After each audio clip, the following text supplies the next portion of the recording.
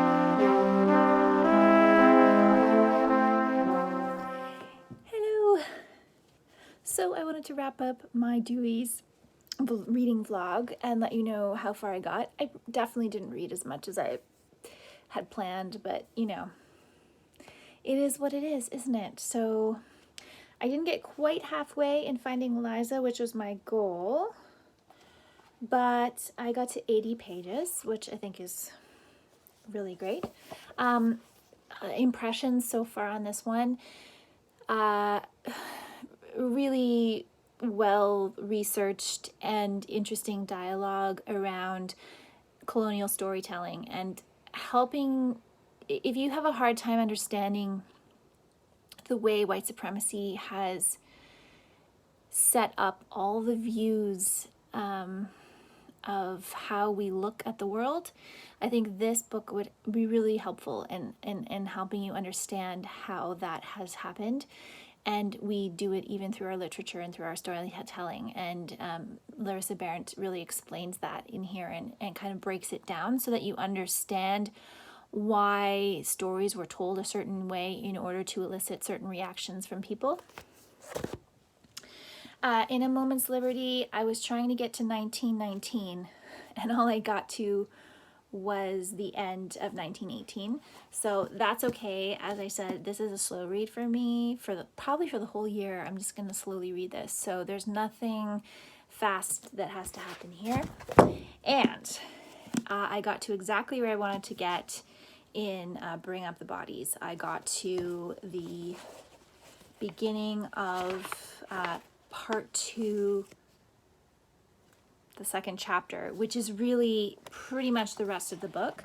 I think this chapter goes until page 402, and then there's a very short little chapter at the end. So this is a whole chapter in and of itself. So I got to there, and I want to finish this week. So my impressions of Bring Up the Bodies, I think I liked Wolf Hall better, but because what this is, it's a very small amount of time that's being covered here. I think it's a period of 2 years maybe, whereas Wolf Hall covers, a lot more time going by as in Thomas Cromwell's life. I also find the flashbacks in this one, so when Thomas is thinking about his past, to be a bit less, I don't know, I don't find the flashbacks contribute enough to the dialogue to have them. And it's much more about politics and it's all about politics through the whole series, but in this one, it just seems to be more obviously stuck in a very specific nitty-gritty detail level that I don't find quite as interesting. So that's where I feel right now. There's some beautiful writing. There's some clever lines, which I love of Mantel's writing. And of course, you're seeing Thomas Cromwell's character arc as he's reaching the height of his power. And so that's really interesting. But yeah, it's good, but I'm not.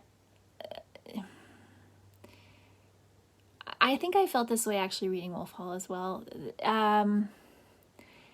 You can really appreciate a lot of what's happening in here, but I'm not that emotionally invested in what's happening in here. And I was more emotionally invested actually in Wolf Hall because I really cared about his family and what was happening with his wife and what was happening with his children, his daughters.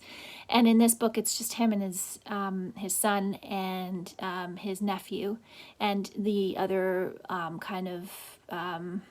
adopted children that he has raised that are around him. So there's not as much of an emotional component, I think, for me. And I always need a high emotional component in order to be really engaged and read. So I think that's where Bring Up the Bodies is falling short for me. Okay, so thanks so much for watching. I hope you enjoyed the vlog, and I will be back very soon, probably next or later this week with my April wrap-up and my May TBR. And thank you so much for watching.